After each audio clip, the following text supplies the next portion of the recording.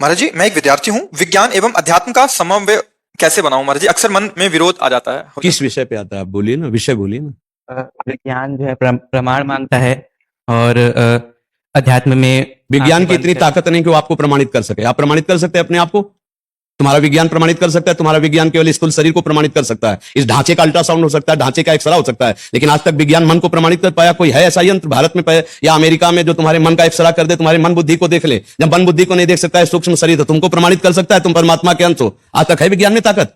फिर अध्यात्म को आप कैसे ललकार सकते हैं विज्ञान के बल से? अभी अध्यात्म को जानते ही नहीं ना, इसीलिए आप ऐसी बात बोल दिए। विज्ञान और अध्यात्म, विज्ञान है स्थूल शरीर का और अध्यात्म है सूक्ष्म और कारण शरीर से भी परे आत्म तत्व का। अध्यात्म आत्म तत्व का। बच्चा, अभी तो तुम बालक हो, संसारिक बालक हो, इसलिए इस बात को कैसे जानोगे? विज्ञ जन इस बात को जानते हैं। अध्यात्म स्थूल सूक्ष्म और कारण तीनों को बाधित करके आत्मबोध प्रदान करवाता है, और विज्ञान केवल इसी ढांचे को जानता है। इस ढांचे को, पांच भौतिक ढांचे को, केवल अल्ट्रासाउंड और जितना भी एक्सरा या जो सिटी स्कैन, ये इसी स्थूल का होता है। आज तक विज्ञान की ताकत नहीं कि मन को जान सके, बुद्धि को जान सके, चित्त को जान सके, अहम को जान सके, ये सूक्ष्म शरीर है, या स्वभाव का अल्ट्रासाउंड कर सके, या परमात्मा तत्व जो अंश है उसको कोई बता सके। आज तक कोई है यंत्र में? बताओ तो। बच्चा, अध्यात्म तो हो ना, और इतना तुम्हें कहीं ना कहीं पता होगा कि तुम शरीर से कुछ अलग हो।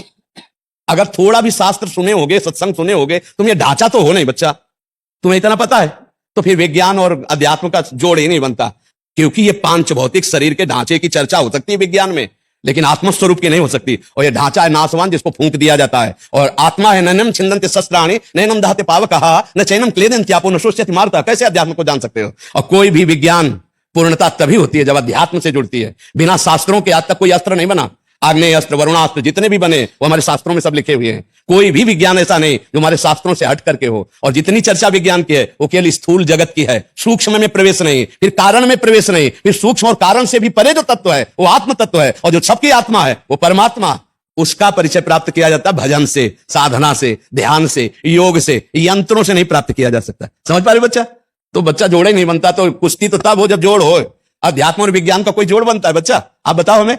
तो फिर उसकी तुलना कैसे कर सकते हो? अध्यात्म और विज्ञान की तुलना नहीं हो सकती बच्चा। समझ रहे हो ना? तो आज का आधुनिक जो बौद्धिक स्तर है, जब बैठे संतों के चरणों में, तब उसको समझ में आएगा कि अध्यात्म किसे कहते हैं। गणित लगाने से नहीं होगा। हम थोथी बुद्धि से नहीं बात करते हैं कि केवल तुम्हें शास्त्रीय पोथी की बात बता रहे हैं। आप हमसे प्रश्न कीजिए, अपने वैज्ञानिक प्रश्न कीजिए, हम आपको अभी आध्यात्मिक उत्तर देते हैं उसका। अब आपको जिसमें संशय हो आप बोलिए हमें। नहीं, ठीक है, समझ आ गया, समझ आ रहा है। अब क्या पहाड़ के नीचे जाएगा तो बच्चा ऊंट अकेले में सोचता है कि मैं बहुत लंबा हूं, बहुत बड़ा हूं। जब पहाड़ के नीचे जाता है तो अपने आप उसको समझ में आ जाता है मैं छोटा हूं। अध्यात्म को बच्चा समझने के लिए किसी अध्यात्म के डॉक्टर से मिलना होगा, तभी समझ पाओगे। अध्यात्म वैज्ञानिक को जो बुद्धि देता है, वैज्ञानिक को भी, वो ब्रह्मा है, और जो ब्रह्मा को भी बुद्धि देता है वो है अध्यात्म का स्वामी भगवान, जिसके आगे ब्रह्मा की भी बुद्धि काम नहीं करती। बच्चा, हम लोग उन्हीं के दास हैं। तो अध्यात्म कोई ये कल्पना नहीं है, अध्यात्म कोई अंधविश्वास नहीं है। हम अंधविश्वास से थोड़ी जीवित हैं, हम उस सत्य वस्तु में जीवित हैं, उसी सत्य वस्तु में स्थित है, और उसी सत्य वस्तु के प्रमाण है।